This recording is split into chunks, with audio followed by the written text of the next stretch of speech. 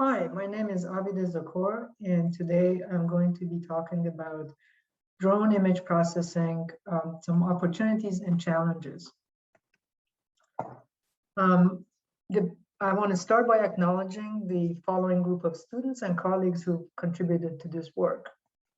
The overview of my talk is as follows. I'll talk a little bit about data capture, then talk about building energy efficiency application with 3 sub-problems as it's listed here, and then end the talk with object detection with RGB and infrared images.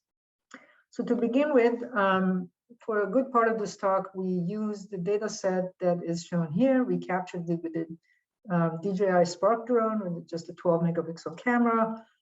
Basically captured 2 circles of approximately radius 40 meters of images, as is shown here. And we used the height of the circles was about 20 meters, not too high, so we can see the facades of the building very accurately. And then the gimbal angle was 35-degree horizon, and we had a good amount of overlap, about 80% between images. So shoving those into Pix4D, we can create nice point clouds of different buildings. You'll see examples of Alameda Building 1 and 2 throughout the rest of the talk. Now, if you let Pix4D also triangulate your models, this is kind of what you get, a 3D texture mapped model of the whole place. And it's roughly 400 megabytes. This even for a small building like it's shown here, for a small portion of the building that's shown here, that's tremendously large and it's very hard to manipulate and use. So the first problem we looked at is, can we reduce the size of this from about 400 megabytes by like 5 orders of magnitude to 4 kilobytes? So if we do that, we end up getting representations that look like this. On the upper right, where you see the footprint of the building extruded to the correct height, and or the footprint that's shown on the lower right with a bar showing the height of each piece of it. So in the next few minutes, I'm just going to go over the steps that were used to generate these footprint images. We start with a point cloud. We project it into cells, creating a point grid that's shown here, this point grid can then be converted into a grayscale image where each grid point that has a lot of points, a point cloud will be brighter, and the ones that have fewer points have smaller. So the idea is that if you're dealing with a wall, all the walls get projected down vertically onto the XY plane, and so you get a bright spot, and that's the clue that you can use to do wall segmentation.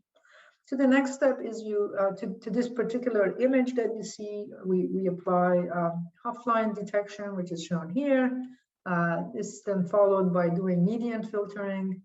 So we take one of these lines in this example here, and then we run one-dimensional median filtering, the value that we're taking on is the number of points that fall on that line. The size of the median filter is really proportional to the user specified minimum wall length. So the idea here is that if you're dealing with a small region like it's shown here, you don't want to have a wall length that's so small. So after we remove the noise through the median filter, and then we do wall extraction, and we do that by binarizing the output of the median filter. So if the input image looks like this, the binarized image becomes something like this, and then from that we detect walls by looking for sequences of high intensity pixels, like as is shown here. So these red spots are the detected walls, and the black spots are gaps. And sure enough, if you go back to the original image we had, these red lines here show the intermittent wall facade of this building. From that point on, we repeat this process iteratively. Basically, you collect all the points corresponding to each line, you repeat all of those, you extract the vertical point density, detect lines, and then remove those and do it over and over again. And so what you see here, after one iteration, the result is shown up on the upper part, and after all the iterations, we collect all the lines that we were going to get. Next step is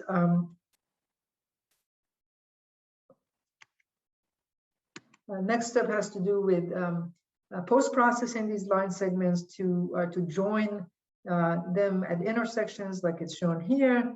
And the next step is polygonization. So basically we start by completing partial polygons like it's shown here. And then we check the height profile in order to make sure that when we're completing polygons, all four sides of the polygon or all end sides of the polygon have similar heights.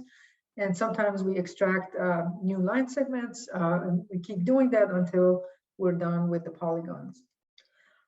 Next step is so this picture shows the input line segments and the final output polygonization. And then the last step is to merge neighboring polygons that have similar heights. And so this, from the picture on the left, we get a picture on the right. So for these two test buildings that I talked about earlier, these are polygon heat maps or the footprint where the bar here shows their heights. So this yellow means 12 meters, so and dark black means 0, essentially the ground. And so the same way of visualizing it, those buildings is shown here.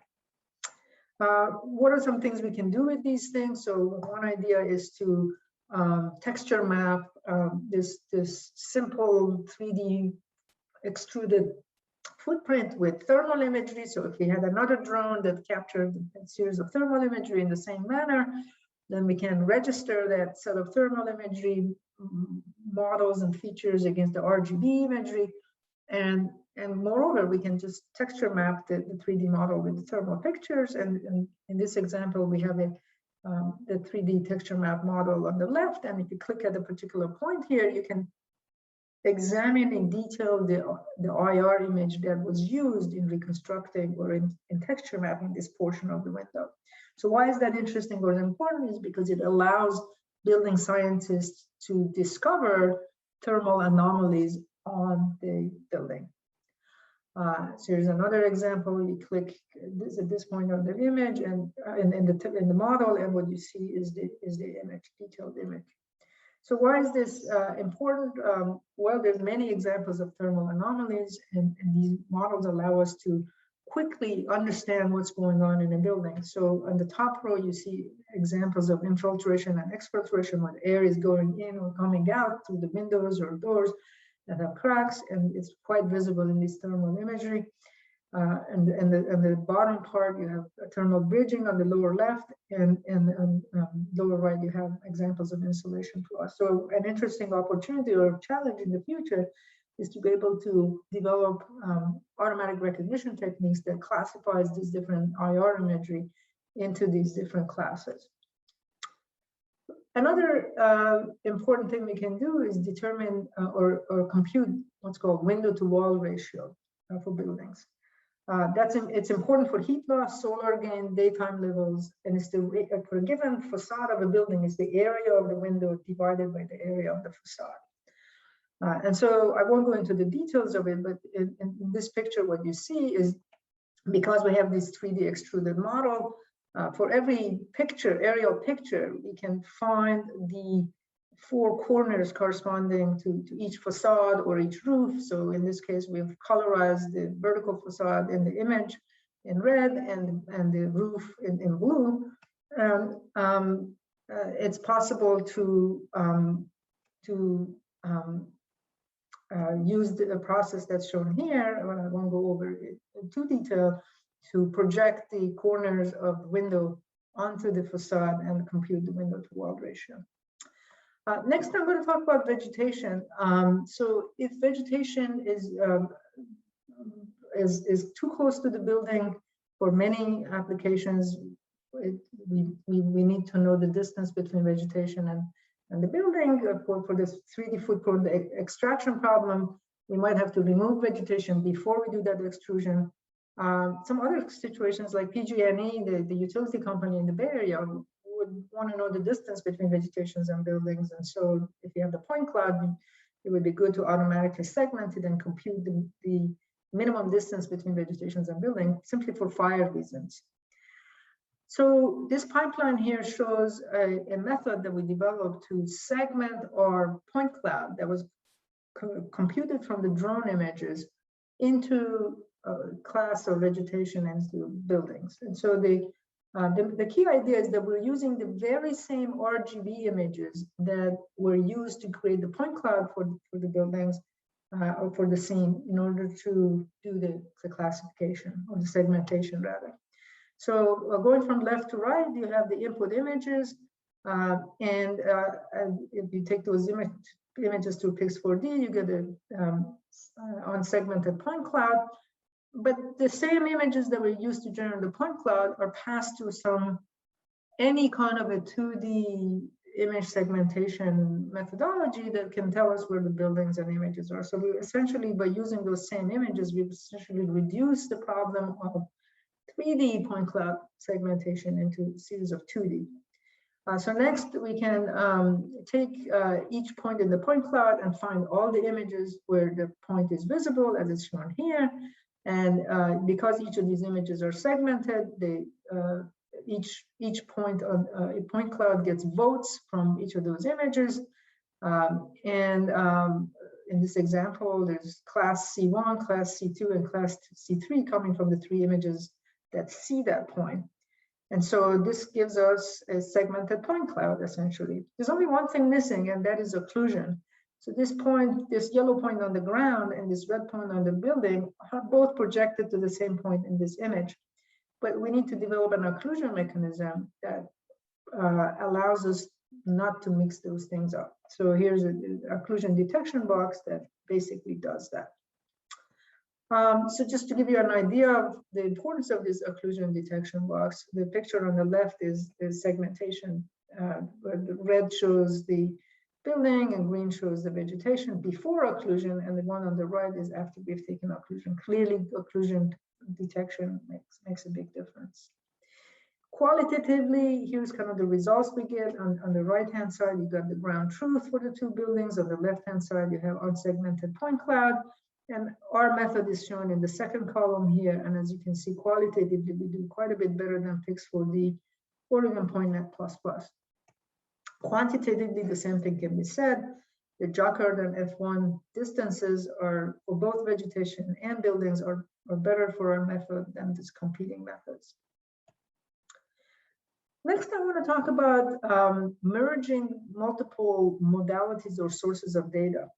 So in this example, we're taking advantage of cheap devices that are becoming available, like an iPad with LiDAR or a cell phone with LiDAR. They can be used to create a 3D mesh of at least the lower part of a building, as it's shown in this example here. And then the idea is to merge that with the drone point cloud or the drone 3D texture map model from the air. And so here's an example. So pictorially, that's what I'm talking about. You got a human going around the building with an iPad, and then you got the drone, and you want to fuse them. And so why is this application interesting? Well, because then we might be doing a lot better job in detecting windows, because at the ground level, you detect windows a lot nicer and a lot more accurately than you do from the air. So the pipeline for doing this is shown in this example. We have a drone mesh for Veracruz apartments in Beach Grove, California. We're looking at it from top down. And so if you click on a bunch of points onto this building for which we did the iPad collection, and if also you find the corresponding points on the iPad data, and then by solving what's called the Procrustas problem in computer vision, we can compute the scale, the rotation, and transformation between point cloud AI and point cloud BI. I won't go into the details of it, but basically this allows the two models, actually it's not really point clouds, it's 3D texture maps. It allows the 2 texture map models to be registered against each other. So just to show you examples of merged meshes, here's an example where the top comes from drone and the bottom from an iPad. Another example, and then another example. I want to end the talk by talking about one more topic, and that's doing object detection using drones from the cameras that's looking downward. So in this example, we trained a run-of-the-mill YOLO V4 using this drone data set to classify this set of objects. And then we considered merging it with infrared data so that we were able to detect images at night as well as daytime, because at night RGB camera basically is useless. So we have this IlluminationAware Network that through this late fusion architecture chooses the answer from one or the other. Just to motivate that, here's examples of RGB and IR pictures at daytime and nighttime. So you can see that IR can tell us a lot at night, whereas RGB is pretty useless. So, and here's a kind of a quick block diagram of the IlluminationAware Network. It's CNN plus some fully connected layers at the end. As you can see, in this table, for the daytime collection, which is the only thing we were able to collect so far, RGB detector does a lot better than the IR, and we would expect that because it's daytime. We trained the particular IR detector we used was just getting the IR image, which is a gray level image that's shown on the right, and just repeating it as RGB channels and feeding into the RGB detector that we had earlier. So of course, the RGB detector will do better than IR. And then if you apply the fusion architecture, the fusion architecture thankfully does as well as the RGB. So the real question becomes, what if we were to do this at night? So here I want to end the talk by talking about challenges and opportunities and some future work. Well, to be able to do that, we need to have a lot of IR images. We don't have enough of them right now. We don't have enough labeled IR images. We don't have enough pairs of EO and IR images to do transfer of object detection from one to the other. Generally speaking, data collection at night is problematic.